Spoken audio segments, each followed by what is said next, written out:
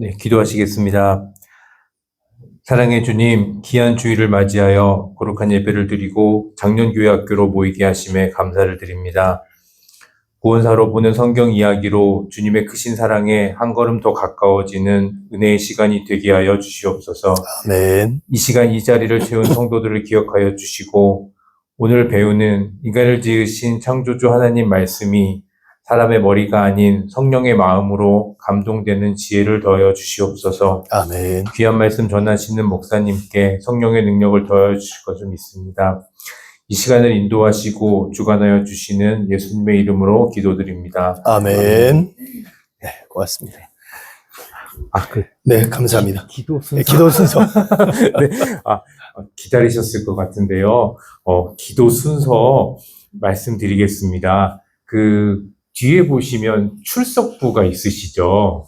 그래서 원래 그 날에 해당하는 출석 번호가 기도를 하시면 될 것 같습니다. 그래서 다음 주는, 다음 주, 그 다음 주 휴강을 하고 24일 날 다시 강의가 있는데 24일이 이동미 권사님이십니다. 네, 그래서 이렇게 출석 번호를 해주시고 혹시 안 나오시면 24번이 안 나오시면 누가 하셔야 될까요? 네, 34번이 하시는 겁니다. 이렇게 앞번호가 안 나올 것도 대비해서 기도를 준비해 주시면 될 것 같습니다. 제가 어느 분이 기도하시는지에는 카톡방에 이렇게 올려드리도록 하겠습니다. 네. 네, 고맙습니다. 감사합니다. 이동규 원사님 기도라니까 너무 좋아하시는 것 같아요. 그렇죠? 기다렸다는 듯이. 자, 오늘 두 번째 시간, 저희들 이제 세 번째 시간이죠. 강의로는. 그래서 창세기 우리가 읽어볼 게 2장 4절로부터 25절까지 말씀이에요. 첫 번째는 이제 6일 동안 하나님이 창조하시고 7날 쉬신 것에 대한 내용들이 쭉 담겨 있다면 오늘은 창조 이야기인데 똑같은 창조 이야기인데 처음 창조 이야기와 좀 다른, 그렇죠? 창세기 2장 4절로부터 25절까지 말씀입니다. 다 읽어오셨죠? 자, 읽어오셨는데 이제 한번 쭉 공부를 한 다음에 궁금한 것도 같이 질문하고 하면 될 것 같아요. 먼저 첫 번째 창조 이야기를 보면 창세기 1장부터 2장 3절까지겠죠. 창조 이야기는 우주 전체의 질서와 하나님의 주권을 강조했다고 볼 수 있어요. 그러니까 그 창조를 아주 세밀하게 했잖아요. 그렇죠? 그래서 흑암이 있고 그 위에 운행하시던 그분이 빛을 창조하셨어요. 그렇죠? 그다음에 하늘 궁창과 나눠서 물을 나누고 나눈 것을 가지고 육지와 바다로 만드시고 거기에 식물을 만드시고 하늘의 궁창에 또 별들을 만드시고 이렇게 순서를 정해서 진행을 하셨단 말이에요. 근데 이제 오늘 우리가 읽은 두 번째 창조 이야기는 첫 번째 창조 이야기와 차이가 뭐냐면 인간을 제일 마지막에 창조하셨는데 두 번째 창조 이야기는 인간이 제일 어떻게 보면 먼저 등장을 해요. 그러니까 인간을 만드신 것으로 시작이 되고 뭐 6일까지 뭘 이렇게 만들었다는 것은 들어가지 않고 도리어 하나님이 인간을 창조하시고 동식물들을 만들어서 인간이 이름을 붙이는 대로 이름이 되었다. 그 다음에 아담을 혼자 지내는 게 안타까우셔서 잠들게 하고, 그렇죠? 하와를 만드셨다. 그 다음에 아담이 생활할 곳인 에덴 동산을 하나님 만들어 주셨고, 이제 선악과에 대한 얘기도 나오고, 그렇죠. 그 첫 번째 창조 이야기하고 두 번째 창조 이야기가, 이제 1장, 2장에 기록되어 있는데, 우리가 언뜻 보기에는 순서상으로 좀 다른 것 같아 보이지만, 굉장히 밀접한 그 관계가 있는, 내용들이라고 볼 수 있습니다. 특별히, 다른 이야기를 다루는 것이 아니라, 관점, 그러니까 중요하게 보는, 이제 제가 여러분에게 그 얘기했죠. 그러니까 성경을 우리가 이제 이렇게 기록할 때 먼저 구전이 됐다 그랬잖아요. 성경이 처음부터 문서로 만들어지지는 않았을 거 아니에요. 하나님의 창조 이야기가 뭐로 전해졌겠어요? 구전, 이부에서 입으로 전해졌겠죠. 전해지는 과정에서 어떤 사람은 그 순서를 되게 중요하게 여기는 사람이 전해지는 구전이 있었을 것이고 어떤 사람은 그보다는 하나님이 인간을 창조하셨다. 그래서 하나님이 인간을 통해서 뭘 하시려고 하는가에 관심이 더 많아서 창조 이야기에 거기에 포인트를 둘 수도 있겠죠. 그렇죠? 그러니까 이게 첫 번째하고 두 번째의 차이가 거기 있다고 보시면 돼요. 그러니까 하나님이 세상을 창조하셨다는 건 맞아요. 근데 그 순서나 이런 것들 신앙 고백이라고 그랬잖아요. 근데 어떻게 창조하셨나? 1장엔 질서 있게 전능하신 하나님이 이렇게 행하셨다라고 아주 세밀하게 표현을 하지만 2장은 그런 순서는 별로 중요하지 않아요. 하나님이 인간을 창조하신 목적과 이유가 무엇인가? 인간을 통해서 무엇을 하시려고 하고 인간은 하나님 앞에 어떤 존재인가에 대한 더 큰 관심이 있는 게 창세기 2장이라고 말할 수 있어요. 그러니까 그렇게 우리가 이해하면 될 것 같아요. 그래서 여기 내용을 보면 첫 번째 창조 이야기가 우주 전체의 질서와 하나님의 주권을 강조했다면 두 번째는 이야기의 존재 기원만을 보여주는 것이 아니라 하나님과의 교제, 그러니까 인간을 만드신 목적, 인간을 통해서 하나님이 하시고자 하는 게 무엇인지에 대해서 굉장히 중요하게 다루고 있는 말씀이라고 볼 수 있어요. 저랑 공부하신 분들, 소유문답 공부하신 분들이 제가 설교할 때도 한번 얘기했는데, 사람의 제일 되는 목적이 뭐라고 그랬어요? 하나님 인간을 만드신 목적, 제일 되는 목적. 하나님 영화롭게 하고, 영원토록 그분을 즐거워하시는 거다. 즐거워하는 거라 그랬잖아요. 그러니까 그분을 기쁘게 해드리는 게 아니고 즐거워하는 거라 그랬어요. 그러니까 즐거워한다는 건 뭐냐면 하나님과의 교제예요, 교제. 그러니까 하나님이 인간을 만드신 목적은 뭐냐면 그의 삶 자체가 하나님께 영광이 될 뿐만 아니라 하나님과의 뭐예요? 교제의 대상으로 인간을 만드셨다. 그러면 여러분 지난주에 제가 공부할 때 바벨론 창조 신화의 인간 창조는 마루두기 킹구를 죽여서 킹구의 피로 인간을 만들었단 말이에요. 그렇죠? 그 인간을 왜 만들었어요? 신을 대신하여 노동을 할 존재로 만들었단 말이에요. 그러니까 자기가 만든 인간과 교제를 하고 친밀한 관계 안에 하는 것은 전혀 관심이 없어요. 그냥 내가 편하게 지내려고 노동의 대상으로만, 소모품으로 만든 거죠. 근데 하나님은 하나님은 인간을 어떤 존재로 만드셨냐면 하나님과 같이 이 땅에 있는 것들을 관리하는 관리자로, 더 나아가서 하나님과 뭐하는 존재로? 교제하는, 친교하는 존재로 만드셨다. 그러니까 차원이 다르게 만드셨어요. 자, 그 얘기가 오늘 우리가 읽은 창세기 2장에 나오는 내용이라고 볼 수 있어요.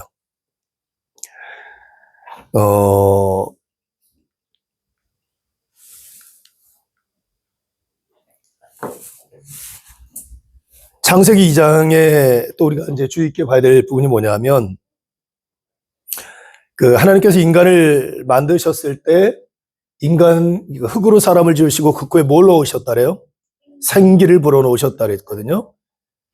이게 하나님의 숨, 하나님의 호흡이라고도 말하기도 하고, 영이라고도 표현되는 것인데, 하나님의 흙으로 만드시고 거기에 하나님의 영을 불어넣어서 생명이 되었다. 성경 그렇게 얘기를 하죠. 자, 이 이야기가 그러면 인간은 어떤 존재인 거예요? 하나님의 영, 그 다음에 하나님의 숨을 가지고 살아가는 영적인 존재가 되는 거죠. 그렇죠? 근데 초대교회로 들어가면 이제 초대교회의 가장 대표적인 이단이 있어요. 그게 영지주의거든요.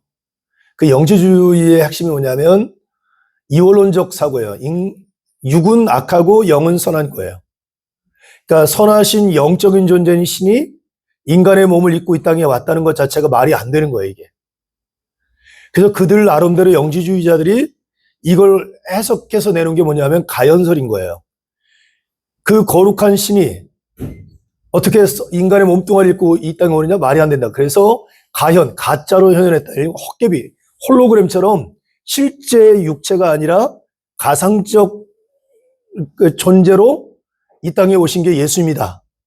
그렇게 이게 영지주의예요. 그래서 성경을 보면 적그리스도에 대한 얘기를 하거든요. 적그리스도. 여러분 적그리스도가 뭐예요? 우리가 적그리스도 그러잖아요.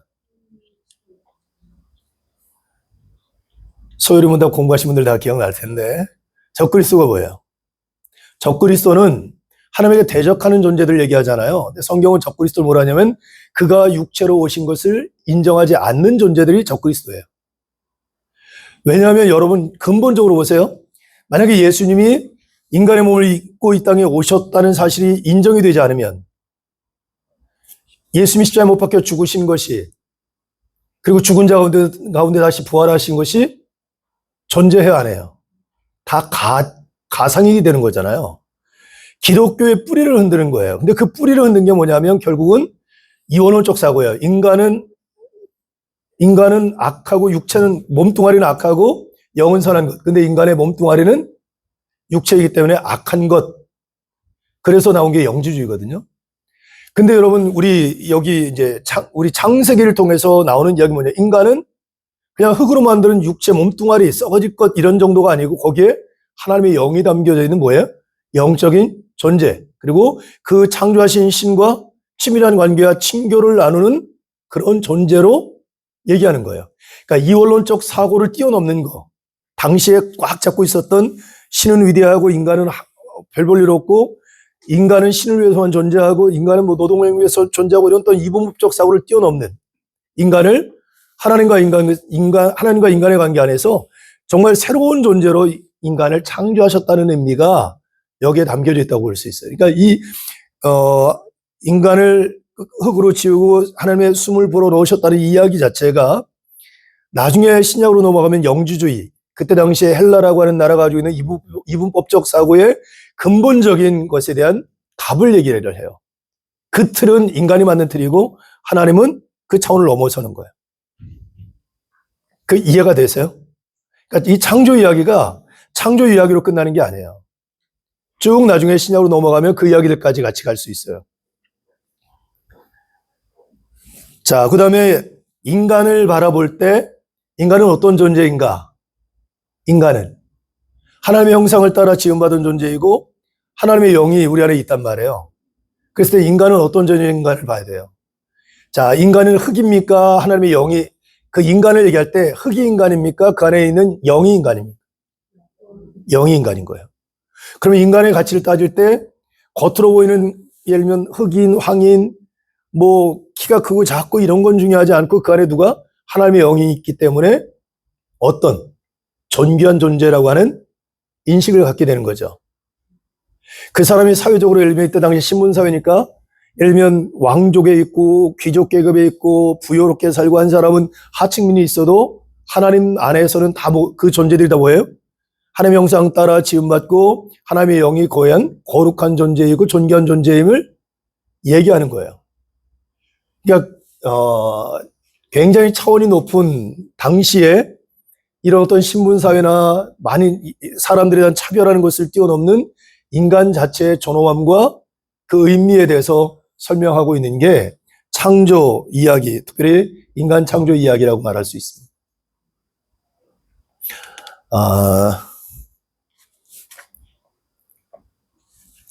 그리고 하나님께서 이제 인간을 특별한 존재로 만드신 그 이야기 가운데 하나님의 창조에 인간이 참여하도록 하세요. 일반적으로 그냥 피조물이고 창조물로 신이 시킨 그냥 노동만 하는 존재가 아니라 하나님이 아담과 하와를 위해서 에덴 동산을 지으시고, 그렇죠? 아담과 하와를 위해서 동식물을 만들어서 아담이 이름을 짓는 대로 그 이름이 되었다 그러죠. 그러니까 이름 짓는 게 완성이에요, 완성. 그 존재, 이것이 되는 거잖아요. 근데 그걸 누구한테 시켰어요? 인간에게 시켰어요. 하나님의 창조의 완성을 누구에게? 인간에게 맡기셨어요. 굉장히 중요한 일을 시키셨고 하나님의 창조에 인간이 참여하도록 하셨어요. 이건 여러분 이때 당시에 다른 창조 이야기에 도저히 등장할 수 없는 이야기를 하고 계시는 거예요. 자, 그리고 또 세상 모든 만물을 하나님이 창조하시고 누가 다스리세요? 우리가 고백하는 것? 하나님이 다스리잖아요. 근데 그 다스림의 권한을 누구에게 위임해요? 인간에게 위임해요. 그렇죠? 생육하고 번성의 땅에 있는 모든 것들을 다스리라고 그러잖아요. 그 다스림의 권한은 이때 당시에는 이런 창조 신화를 가지고 있는 나라는 대부분 다 어떠냐면 왕은 다스리는 자잖아요. 그래서 이 다스리는 사람은 누구야? 신과 동등한 존재로 얘기가 돼요. 그래야 다스림이 정당화되는 거잖아요. 근데 여기 성경에서 말하는 그 다스림은 전혀 달라요. 똑같은 우리 인간들이에요. 근데 하나님이 세상을 다스리듯 우리도 다스림을 다스리는 존재가 돼요. 근데 그 다스림의 목적이 뭐라고요? 누군가를 다스려서 내가 편안하고 누리는 게 아니라 이롭게 하는 거. 이롭게 하는 거. 이게 다스림의 목적이고 이유라는 거예요. 하나님이 세상을 보시기에 아름답게 지으셨고 우리가 그 아름답게 지으신 것을 아름답게 지켜가도록 우리에게 뭐예요? 다스림의 권한을 주셨다. 그 일을 행하는 것이 우리 삶이라고 말할 수 있지.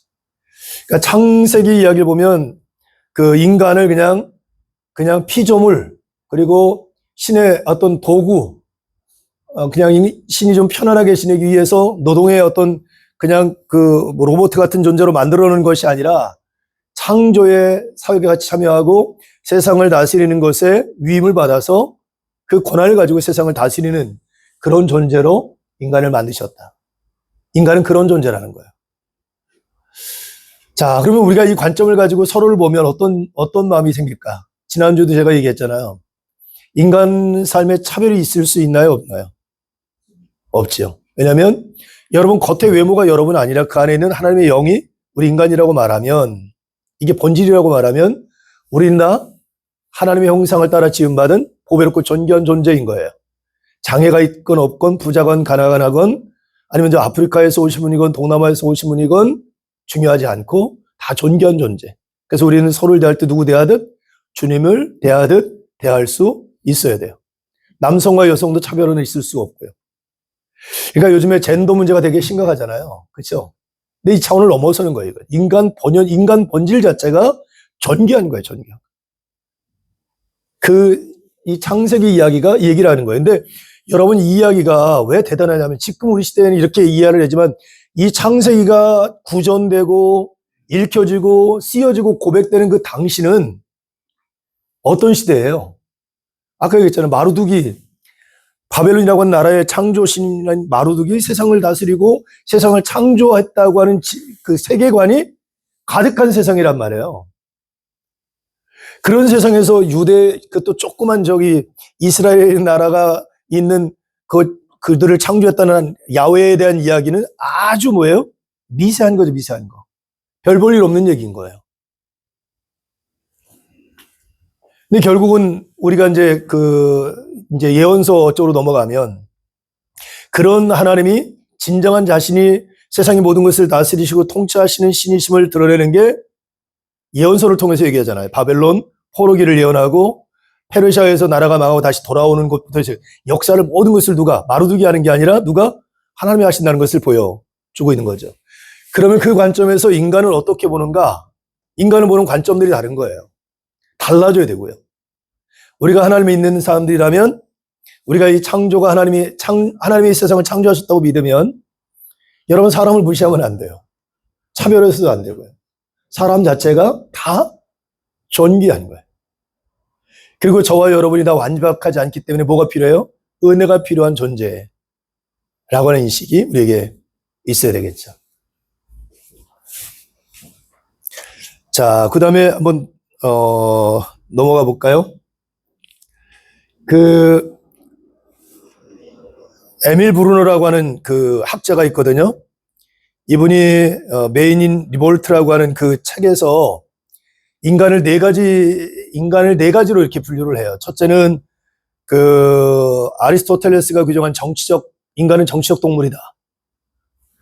그 다음에 두 번째는 이제 다윈의 이야기를 하면서 다윈은 인간은 진화론에 따른 생물학적 인간이라고 얘기하잖아요. 생물학적 인간이다. 생물학적 동물로서 인간이다. 세 번째는 프로이드가 말한 인간은 성적 존재로서 인간이다.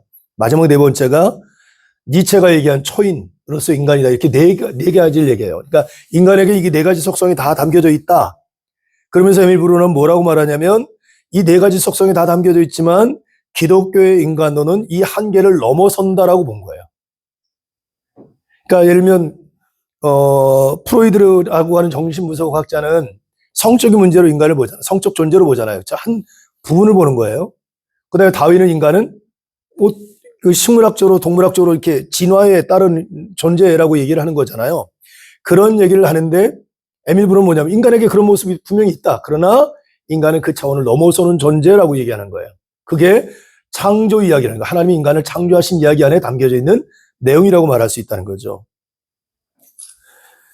그래서 인간은 이런 다양한 면모를 포함하고 있는 복합적 존재로 이해를 해야 되고 하나님의 형상을 따라 지음받은 존재로 단순한 어떤 형상 유사성, 하나님의 어떤 유사성을 담은 것이 아니라 여기서 말하는 하나님의 형상의 핵심은 하나님과의 교제, 그리고 대화를 가능케 하는 영적 존재라고 하는 전혀 다른 개념을 얘기하는 거죠.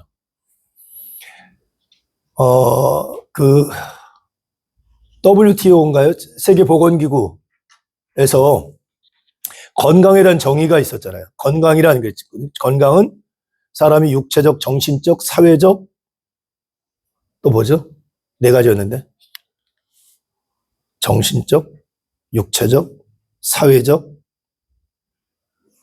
뭔데? 안녕한 상태라고 그랬거든요. 4가지 얘기했는데, 그게 한 가지가 더 추가됐어요. 뭐가 추가된지 아세요? 영적인 안녕까지 들어갔어요. 영적. 인간은 그거 4가지만 있는 게 아니라 영적인 존재다. 그게 공식적으로 그 인간을 설명하면서 인간의 건강이라는 정의를 할 때 영적인 부분을 넣었거든요. 그러니까 지금 여기서 얘기하는 게 그런 거예요. 인간은 이런 것을 복합적으로 가지고 있는 존재임에도 불구하고 이걸 넘어서는 영적인 존재. 즉, 하나님과 교제하고 대화가 가능한 영적 존재로 하나님 인간을 만드셨다. 이제 그 얘기를 하는 거죠. 그리고 인간은 우주와 역사의 관리자로 청지기적 역할을 부여받은 존재로 만드셨다고 창세기는 우리에게 이제 설명을 하죠. 그래서 맡겨진 세계를 착취하거나 막 이렇게 군림하거나 그런 것이 아니라 정원사로, 그냥 청지기로 우리를 부름받았다. 그래서 창세기에서 말하는 인간은 하나님 앞에서, 여기 그대로 보면 돼요. 하나님과의 교제와 대화가 가능한 영적 존재, 그리고 모든 인간은 하나님 앞에서 동등한 존엄성을 가지고 있고, 그리고 우주와 역사의 관리자로 청지기로 창조된 것이 바로 우리 인간이다라고 말할 수 있어요. 자, 그러면 남자와 여자, 이제 마지막 그 창조 이야기가 실은 남자를 잠자게 하고 여성을 이제 창조하는 이야기거든요. 근데 우리가 창세기 1장에서 보면 하나님이 세상 모든 만물을 창조하시면서 뭘 얘기했죠? 마지막에 토부, 보기에 참 좋았다 그랬는데 유일하게 창세기에서 보기 좋지 않다고 한 표현이 딱 등장해요. 그게 뭐죠? 그것이 아담이 홀로 독차는 것이 심히 보기에 좋지 않았다. 홀로 사는 게 좋지 않았다고 얘기를 해요. 왜 그러셨을까요? 하나님이 인간을 어떤 존재로 만드셨다 그랬어요? 하나님의 형상 따라 지었다 그랬잖아요. 그 형상 따라 지었다는 것을 그 소유리문답 공부하신 분들 아마 알 텐데 거기 보면 뭐라 그러냐면 하나님의 존재 방식 자체가 삼일체 하나님, 즉 공동체성을 띄어요. 관계 안에 있단 말이에요. 그러니까 하나님의 형상이 그 공동체성, 관계성이 들어가 있는 거예요. 그러니까 인간을 하나님께서 형상 따라 지어만았으면 인간은 그런 공동체성을 띠고 있는 존재인 거예요. 함께 더불어. 그런데 함께 더불어 할 사람이 있어요, 없어요? 없는 거죠. 그러니까 그 상태 자체가 하나님 보시기에 마음에 안 드는 거예요. 누군가가 있어야 돼. 함께 할 존재가. 그래서 만드신 게 뭐라고요? 하와를 만드는 거예요. 잠들게 하고 갈빗대를 취해서 하와를 만드셨다. 그렇게 얘기를 하는 거죠.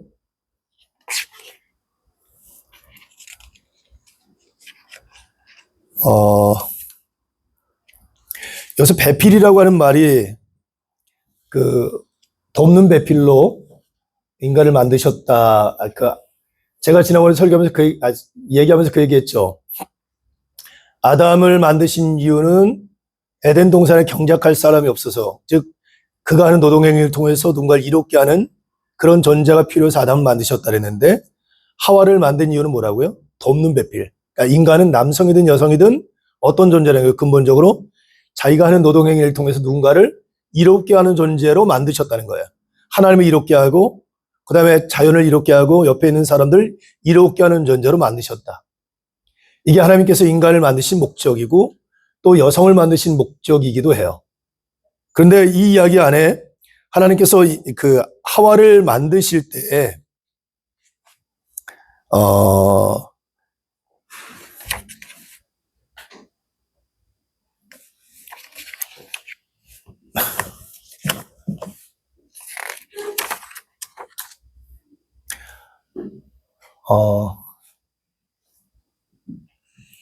2장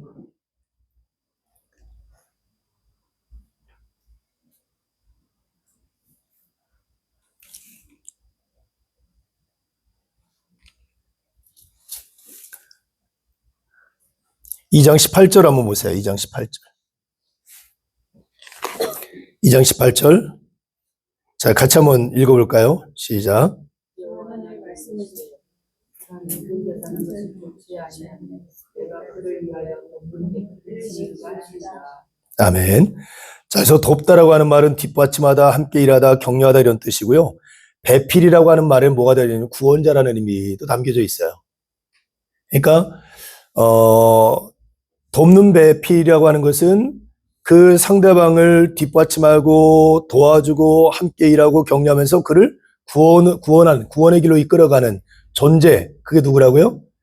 돕는 배필, 배우자라는 거예요. 구원의 길로 이끌어가는. 그러니까 우리 그 인간의 존재는 서로에게 이로움을 주고 서로를 생명의 길로 이끌어가는 존재로 지음받은 존재들이 인간이라고 말할 수 있어요. 그 인간을 하와를 만드시고 그다음에 두 사람이 결혼하여 한 몸을 이루고 한 가정을 이루도록 하나님이 말씀하셨다. 그게 이제 우리가 읽은 말씀의 맨 마지막 24절에 이제 나와 있죠. 24절 같이 한번 읽어볼까요? 이러므로 남자가 부모를 떠나 그의 아내와 합하여 둘이 한 몸을 이룰지로다. 자, 한 몸이 된다. 이제 온전한 존재가 된다는 거죠. 결혼이라고 하는 존재가, 결혼이라고 하는 것이 이제 하나님 창조 세계 안에서 떨어졌던 것이 하나가 되어서 온전히 한 지체, 한 몸을 이루는 것이 결혼이라고 말하고 있다고 하는 겁니다. 그리고 그 결혼은 두 사람이 하나가 됨으로 말미암아 또 뭐를 시작을 해요? 하나님이 인간을 창조하시듯 그들을 통하여 뭐가 또 시작이 돼요? 새로운 생명이 이 땅에 태어나는 창조의 일이 또 시작이 돼요.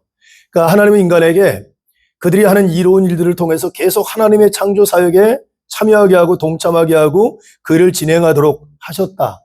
그래서 우리가 하나님의 뜻 안에 살아간다고 하는 것은 결혼을 얘기할 때도 결혼하는 것이 하나님 뜻에 맞다, 합당하다 하는 얘기가 바로 여기에 있는 거예요.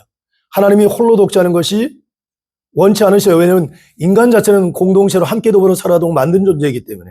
그래서 배우자인 여성을 만들었고 그들이 같이 결혼하여 한 몸을 이루고 가정을 이루고 그리고 하나님의 창조 사역을 이어서 가도록 행하셨다. 이것이 창조 이야기라고 볼 수 있습니다.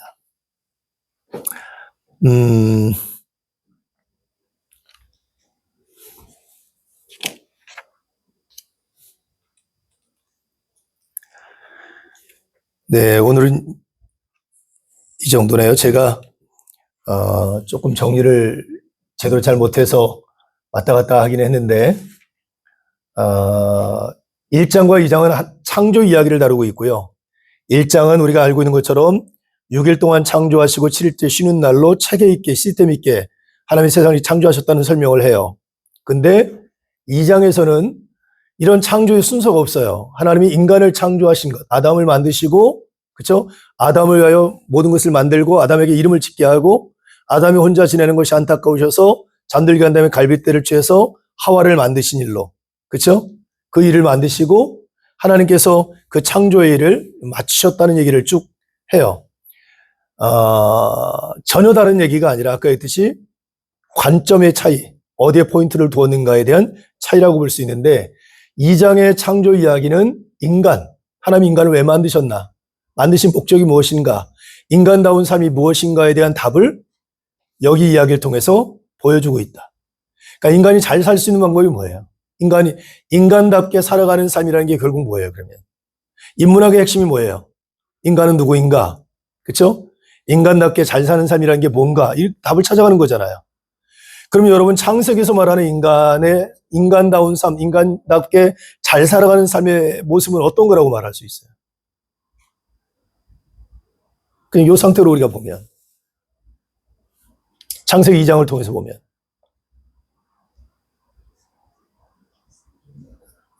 일단 인간에 대한 이해, 인간은 누구예요? 하나님의 영을 담고 있는 존귀한 존재예요. 그렇죠? 그리고 인간에겐 신이 창조한 일에 참여하도록 했고 신이 세상을 다스리는 것만이 아니라 인간이 그 위임받아서 세상을 다스리도록 하셨어요. 그 다스림의 목적은 뭐예요? 이롭게 하는 거예요. 그렇죠? 그리고 인간이 혼자 사는 것이 안타까워서 더불어 살아가도록 하와를 만들어서 한 몸을 이루고 한 가정을 이루도록 하시고 하나님의 창조 사역을 계속 이어가도록 했단 말이에요. 이게 창조 이야기예요. 그러면 인간다운 삶, 잘 사는 삶이라는 게 뭘로 우리가 받아들일 수 있겠어요? 신앙인 빼고 여러분 인간답게 잘 사는 게 뭐예요? 창조 목적에 맞는 삶을 살아가는 거잖아요. 이건 뭐예요? 누군가를 이롭게 하는 삶을 사는 거예요. 내 앞에 있는 사람을 차별하지 않고 내가 존귀하듯 너도 존귀하고 한 공간에 살아가는 우리들이 서로에게 이로움을 주는 존재로서의 삶을 살아가는 게 창조 목적에 맞는 인간다운 잘 살아가는 삶의 모습이라고 말할 수 있다. 이게 이 창세기에서 얘기하는 거예요. 자, 이제 넘어가 보겠습니다. 어디 보냐면 47페이지 한번 보세요. 47페이지.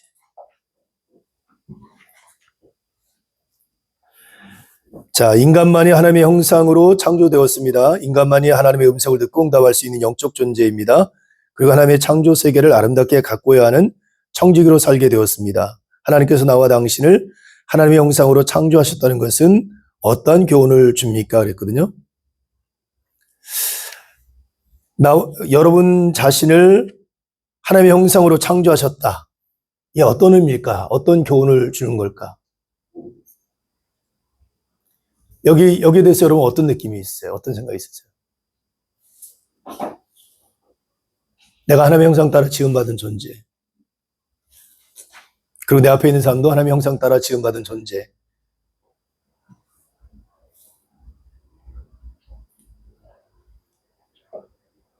어떤 인식이 있어요? 관계성. 네. 내가 하나님의 형상을 따라 지음받은 존재라고 했을 때 여러분들 어떤 느낌들이 있으세요? 어떤 생각? 응? 서로 존중하는 거. 네. 네? 책임. 조금 더 설명해 보세요. 책임. 하나님께서創造하신 세계를 잘 관리하고 보살피고 인간을 만드시면서 책임감.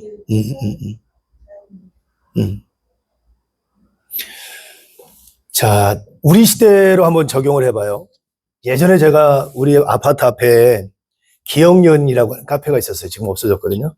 제가 예전에 설교할 때 한번 그 카페 얘기를 했는데, 카페에 갔는데 그 조그만 미니 소구가 있어요.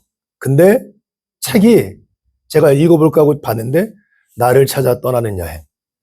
내가 어떻게 행복하게 살 수 있을까? 다 주어가 누구냐면 나야. 나. 우리라는 말이 없어요. 지금 우리 시대에 많은 사람들 관심이 다 어디에 있죠? 욜로가 뭐예요, 욜로? 모든 소비의 중심이라 생활의 중심을 누구 중심으로? 나 중심이, 나. 자, 그러면 여러분, 만약에 우리가 이 하나님의 창조 이야기를 우리가 고백하면서 난 하나님의 피조물이야. 하나님의 형상 따라 지음받은 존재라고 말했을 때 세상에 얘기해. 야, 세상은 인생은 혼자야. 네 인생 네가 혼자 사는 거지. 다른 사람 신경 쓰지 말고 너만 잘 먹고 잘 살면 되는 거지. 인생 엔조이하면서 사는 거야. 욜로로 살아. 이게 잘 사는 거야. 이렇게 말할 때 맞아. 그렇게 살아야지 나도. 내 것 다 챙기고 라고 말하는 게 합당한가? 합당해야 해요. 그럼 뭐라고 해야 돼? 그럴 때. 그럴 때 우리가 창조신앙은 뭐냐면 하나님은 세상을 창조하셨다는 끝나는 게 아니에요. 하나님의 형상 따라 우리는 지었다라고 끝나는 게 아니라 그래서 이 시대에 나는 어떻게 살아야 되지라고 해요. 이 시대는 끊임없이 뭐예요? 내가 내 삶의 주인이야. 누구 중심으로? 나 중심으로 살아야 돼. 내가 최고야. 교회 다니는 분들도 굉장히 많이 그러잖아요. 그런 생각을 갖고. 기도하는 목적과 이유도 그렇잖아요. 그것에 대해서 우리는 이 창조신앙을 가지고 고백할 때 아니야, 너 말할 수 있어야 되고 그것과 정반대되는 얘기를 할 수 있어야 돼. 나도 중요하지만 너도 중요해. 너도 중요하지만 나도 중요해. 우리 모두가 중요해. 우리는 서로를 위한 존재로 만들어졌어. 그럴 때 인간다움이 삶이 있고 그럴 때 우리가 원하는 진정한 행복과 기쁨과 하나님의 나라가 이 땅에 이루어질 수 있어 라고 말할 수 있어요. 그렇죠? 자, 두 번째 질문으로 가봐요. 하나님께서는 아담과 하와를 배필로 삼으셨습니다. 배필은 서로를 구원하는 자라는 의미가 있습니다. 이것을 인류 최초의 가정의 모습입니다. 이처럼 하나님께서 처음으로 창조하신 공동체가 뭐라고요? 가정입니다. 이 땅에 가정을 세우신 하나님께서 원하시는 가정은 어떤 모습일까요? 오늘 우리의 가정이 회복해야 할 신앙적, 관계적 부분은 무엇이 있을지 나눠봅시다 그랬거든요. 자, 서로를 구원하는 자. 제가 옛날에 아버지 학교 강사였거든요. 아버지 학교 강의할 때 제가 했던 멘트가 뭐냐면, 부부는 서로에게 부모 같은 존재가 돼야 된다. 얘기를 했어요. 부모는 자기를 위해 일해요? 자식을 위해 해요? 자식을 위해죠. 자식이 잘 되는 게 내 기쁨이잖아요. 그러니까 부부는 서로를 그런 존재로 살아가는 거예요. 그러면 그게 진짜 행복이라고 말할 수 있거든요. 근데 지금 여기도 마찬가지예요. 서로를 구원한다는 말은 같은 의미를 담고 있다고 생각을 해요. 서로에 대해서. 자, 그런데 지금 이 땅의 지금 현재 가정은 어떤 모습일까? 우리가 사는 세상. 하나님 원하는 가정 말고 지금 우리가 살고 있는 세상. 제가 제일 납득 안 되는 게, 들어보셨는지 모르겠어요. 애들이 월급을 받았어요. 각자 돈을 관리하고 생활비를 같이 내. 그래서 같이 공동을 써요. 내 아내가 돈이 얼마 있는지, 내 남편이 돈이 얼마 있는지 몰라. 근데 어느 날 아내가 시장을 보면서 돈을 똑같이 냈는데 자기 거는 1,000원짜리 사고 자기 거는 2,000원짜리 샀어. 둘이 부부싸움을 대판지게 했어. 왜? 똑같은 걸 가지고 왜 내 거는 1,000원짜리고 네 거는 1,500원짜리야? 왜 난 이런 거 필요 없는데 왜 공금해서 쓰고, 이렇게 해가지고 대판지게 싸웠다는 거예요. 아니, 실제 실화예요, 실화. 여러분 이해가 안 되죠, 우리. 근데 요즘 젊은 세대가 그래요. 그럼 어떻게 봐야 돼요? 하나님이 창조하신 가정의 틀 안에서 합당해요, 합당하지 않아요? 근데 요즘 시대는 대부분 다 그렇게 살거든요. 헤어지면 그냥 남남인 거예요. 각자 재산 가지고 끊으면 되는 거니까. 자, 이제 그런 거를 보고 지금 우리 시대의 우리의 가정, 내 가정, 우리 시대의 가정에 대해서 한번 이야기를 한번 해보셔요. 어떨지. 만약에 여러분의 자녀가 그렇게 하기로 했어요, 그러면 뭐라 그럴 거예요? 그래, 사람들 다 그렇게 살더라. 니들도 그렇게 살아라. 그러시겠어요?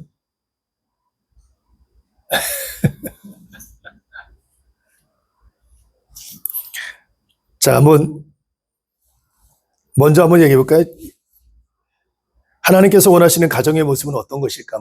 우리가 이제 이렇게 상상을 한번 해보세요. 어떤 가정에 정말 하나님 원하시는 진짜 가정의 모습일까? 어떤 모습이 될까요? 첫째. 네? 신뢰. 네, 신뢰가 있어야 된다. 신뢰. 중요하죠. 또. 존중. 네. 또. 부족함을 채우는 거. 서로를 이롭게 하는 거니까 상대방 부족함을 채우는 거. 네. 또. 의지하는 거. 지지하고. 네. 또. 위원장님, 성경에서 말하는 가정은 어떤 가정일까?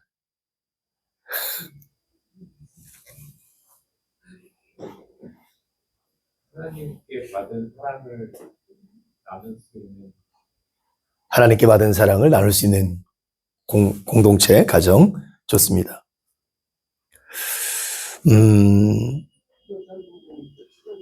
네? 부족한 부분을 채워주는 거. 그렇죠. 그러니까 이제 저는 되게 재밌는 게, 하나님께서 이제 하와를 만들어가지고 아담에게 데려왔을 때, 아담이 뭐라 하냐면, 내 뼈 중에 뼈, 내 살 중에 살이라고 얘기하거든요. 그게 뭘 얘기하는 거죠? 저 사람이 나랑 다르다, 같다? 같다라는 거죠. 이 사람이 내 몸이고, 내가 이 사람이고, 온전히 하나라는 거예요. 근데 결혼이라는 건 뭐냐면, 서로 한 몸이 될 사람이 떨어져 있다가, 진짜 뼈 중에 뼈, 살 중에 살이 하나가 되는 거. 그러니까, 나눠지는 게 아니라 한 지체가 되는 것을 얘기하는 거거든요. 그럴 때 예를 들면, 우리가 이제 예를 들 때 배가 아프면, 제일 먼저 뭐가 움직여요? 배가 아프면 손이 움직이죠. 배가 아픈데 손이 움직여. 패를 문질러. 그렇죠? 저쪽에서 돌멩이가 날라와. 그러면 제일 먼저 뭐가 딱 움직여요. 손이 탁 올라간단 말이에요. 그렇죠? 지가 아픈 걸 알면서도 이게 한 몸인 거예요. 그러니까 가정은 그렇다는 거예요. 그러니까 네 것, 내 것, 너, 나 구별 없이 서로의 약함을 돌보고 서로를 위해서 기꺼이 자신을 희생할 수 있는 공동체. 이게 가정이라는 거예요. 이 가정이 하나님 나라의 모델이잖아요, 모델. 제가 지난번에 하나님 나라는 어떤 것이라 그랬어요. 비유로 한번 들었잖아요, 이렇게. 지옥하고 천국하고 똑같은 데 보니까 뽀동뽀동 살찌고 빼빼 말랐다. 뭐라 했죠? 먹여주는 거잖아요, 이렇게. 부족함을 채워주는 거. 서로를 위하는 거. 이게 하나님의 나라예요. 가정도 그런 것이고. 근데 지금 우리가 살고 있는 시대의 가정은 어때요? 이게 다 깨어자고 있단 말이에요. 세련된 가정, 세련됐다고 말하는 사람들일수록 네 것, 내 것이 명확해요. 돈도 그렇고. 그리고 자기들끼리도 노터치. 예를 들면 일주일에 무슨 날은 내가 뭘 해도 너 관심 갖지 마. 이건 내 시간 쓰는 거야. 이게 상상이 되세요? 안 되잖아요. 그죠? 요즘 시대에 그게 세련된 시대 사람들의 삶이라고 얘기를 해요. 근데 성서에서 말하는 가정과는 정반대, 어울리지 않는 것 같은 거죠. 그러니까 그런 시대에 우리가 하나님이 창조하신 것을 믿는다고 했을 때 우리가 어떤 관점을 가지고 우리 자녀 세대들이나 다음 세대에게 얘기할 건가는 되게 중요하다. 근데 저는 그렇게 살아가는 삶이 진짜 행복할까? 네, 그러진 않을 것 같아요. 자, 그 다음에 세 번째로 가볼까요? 요거 한번 질문해 볼게요. 그러면 지금 현재 우리 가정에서 회복해야 할 신앙적, 관계적 부분이 무엇이 있는지 한번 나눠봅시다 그랬거든요. 지금 여러분들 다 가정이 있으시잖아요. 어떤 부분이 좀 이렇게 개선되고 달라져야 될 것 같으세요? 관계적인 부분, 또 신앙적인 부분들.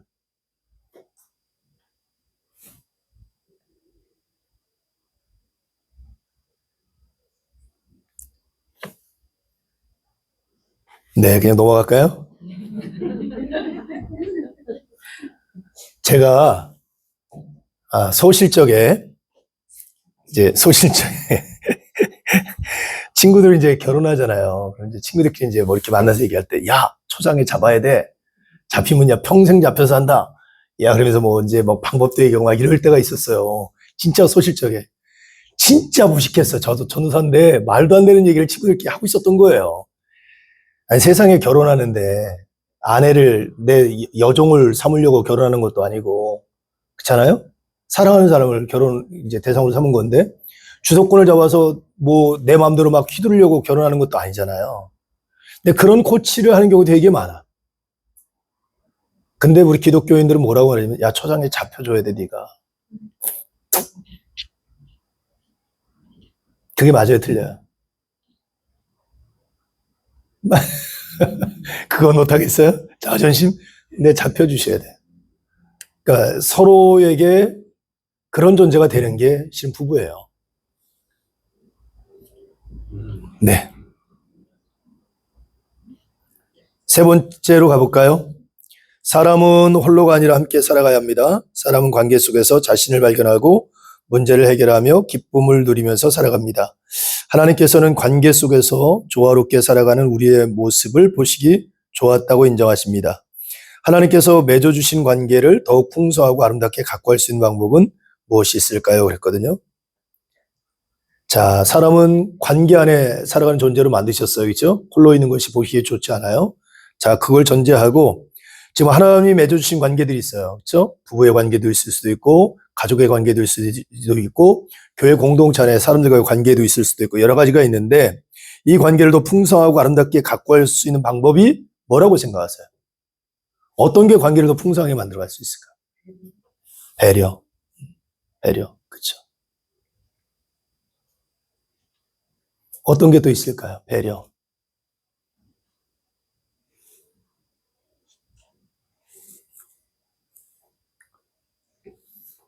오늘 얘기 안 하기로 하셨어요? 관계를 풍성하게 하기 위한 방법. 어떤 게 있을까? 기다림. 기다려주는 거, 견뎌주는 거. 네. 또.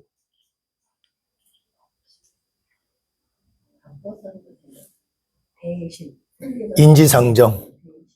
이렇게 서로의 역지사지, 뭐 이렇게. 예. 예. 예?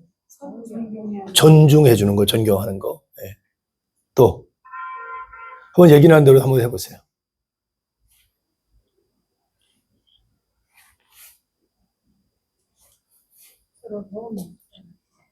서로 도움을 주는 거. 자, 이제 아까 여러분 염두에 둘 게 하나님이 세상을 창조하셨다. 우리 창조 이야기를 하고 있거든요. 근데 우리가 이 창조 신앙에 대한 분명한 믿음이 있다면 실제 우리 삶의 자리에서 그 창조 원리를 갖고 살아갈 수 있어야 되는 거예요. 그렇죠? 그럴 때 예를 들면 하나님이 창조하신 이 세상에서 나는 어떤 존재로 살아가야 되나? 피조물 하나하나에 대하여 또 내가 만나는 사람들에 대하여 어떤 태도와 자세를 갖고 살아가는 게 하나님 믿고 하나님이 세상을 창조하셨다는 사실을 인정하고 믿고 살아가는 사람의 모습일까를 고민하는 거예요. 그렇죠? 하나님이 창조하신 가정이 있어요. 만드신 가정. 그 가정이 하나님 보시기에 합당한 가정이 되게 하기 위해서 우리가 뭘 해야 되나? 내가 뭘 해야 되나? 고민하는 거죠. 자, 이런 것들이 실제로 삶에 드러날 때 실제 우리가 창조 신앙을 갖고 살아가는 거지. 하나님이 세상을 창조하셨습니다. 그리고 그냥 그만 고집하고 살면 의미가 없다는 거예요. 그 창조하신 목적과 의미와 이유가 있을 거 아니에요. 그걸 통해서 하나님이 우리가 뭘 원하시는지. 창조 신앙을 갖고 살아갈 수 있어야 된다는 거죠.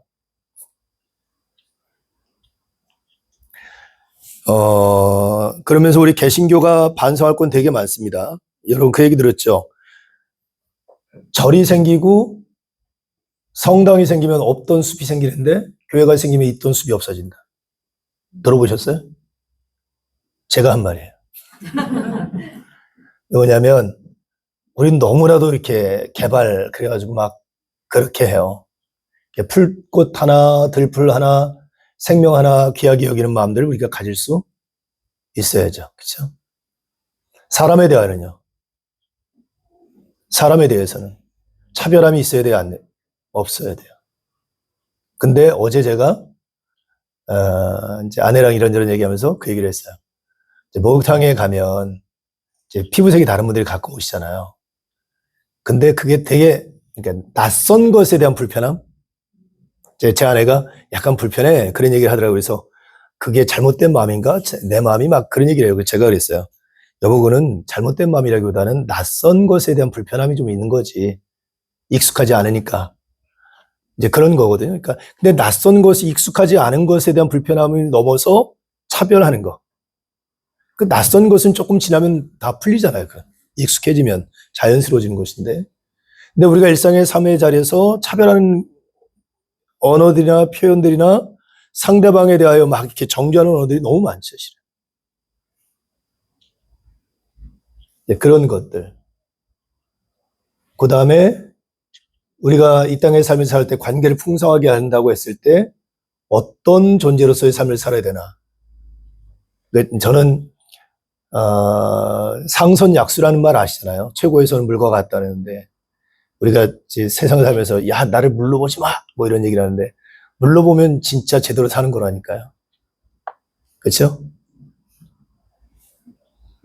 그러니까 예수님의 삶을 보면요 물에 물 그렇잖아요. 바보 같고 멍청하고 세상 말로 하면 호구죠 호구.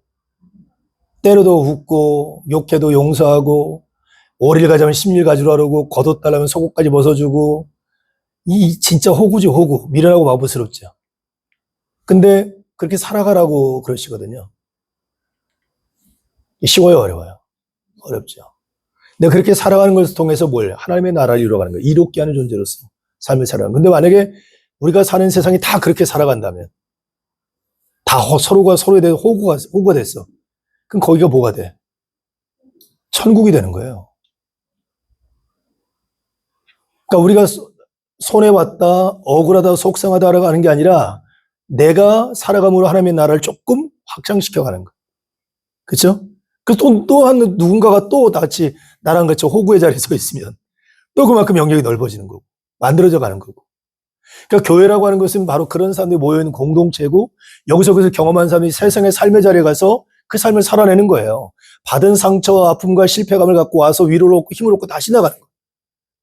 모이고 흩어지고 과정을 통해서 하나님 나라를 확장해 가는 거라고 생각이 들어요. 자, 이렇습니다. 자, 오늘은 여기까지만 하겠습니다. 네. 네, 그리고 다음에는 이제 그 죄에 대해서 얘기할 거거든요. 창세기 3장 1절부터 5장 32절까지 좀 길게 나오는데 이때부터는 조금 좀 내용들이 더 재미있게 아마 진행될 수 있을 것 같아요. 조금 의미 있게 보면서 한번 하면 될 것 같고요. 대신 아까 우리 위원장님이 광고한 것처럼 다음 주는 300 함께 된 예배 때문에 좀 휴강을 해야 될 것 같고요. 그 다음에 17일 날 그 셋째 주는 제 개인적인 좀 일정이 있어서 좀 휴강을 해야 될 것 같습니다. 그래서 넷째 주 24일 날 다시 이제 그 네 번째 강의 시작하니까 시간 충분하니까 많이 읽어보시고 또 충분히 준비하고 참여하셨으면 좋겠습니다. 자, 뭐 다른 궁금하신 것 있으신가요? 자, 기도하고 마치겠습니다. 하나님 감사합니다. 오늘 귀한 시간 이렇게 내어서 두 번째 창조 이야기를 묵상했습니다. 특별히 인간을 창조하신 이야기가 핵심이 되었고 그 인간에게 하나님이 무엇을 기대하고 어떤 사명을 맡겨주시는지에 대해서 또 우리가 묵상하는 시간을 가졌습니다.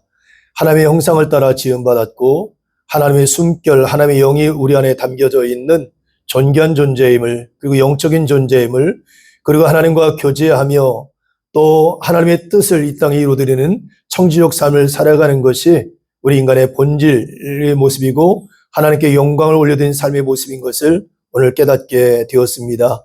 그리고 결혼이라고 하는 또 부부라고 하는 또 남성과 여성이라고 하는 것에 대하여 다시 한번 생각해보는 시간을 갖게 하심도 감사드립니다. 서로가 서로에게 구원자가 되고 돕는 자가 되고 이롭게 하는 자가 되고 그 가정이라는 공동체를 통해서 온전히 한 몸을 이루어가는 아름다운 경험을 통해서 하나님의 창조 사역이 지속되어져 갈 수 있도록 은혜를 베푸신 것을 기억하며 우리가 그 가치와 그 뜻을 잃어버리지 않고 우리에게 허락하신 가정을 아름답게 만들어간 일에 최선을 다할 수 있도록 도와주시옵소서. 그래서 우리 일상의 모든 삶이 하나님이 세상을 창조하셨음으로 말미암아 우리에게 주신 그 창조 신앙을 고백하며 또 삶으로 실천하며 살아갈 수 있도록 인도해 주시옵소서. 이제 헤어집니다. 다시 만날 때까지 일상의 삶을 지켜주시고 또 인도해 주실 줄 믿으며 사랑 많으신 예수님의 이름으로 기도드리옵나이다. 아멘. 수고하셨습니다. 고맙습니다.